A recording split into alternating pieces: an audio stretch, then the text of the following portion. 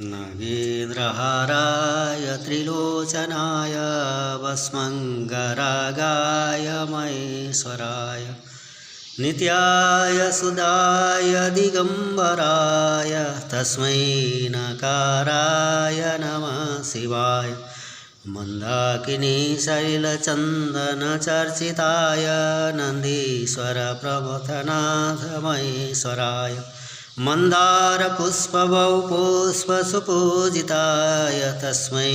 मकाराय नमः शिवाय शिवाय गौरी पदवाब्जविन्दसूर्याय दक्षाधरनाशकाय श्रीनीलकण्ठाय वृषध्वजाय तस्मै शिकाराय नमः शिवाय वसिष्ठकुम्भोद्भवगौतमार्य मुनीन्द्रदेवार्चितशेखराय चन्द्रार्कवैश्वानरलोचनाय तस्मै वकाराय नमः शिवाय यदक्षस्वरूपाय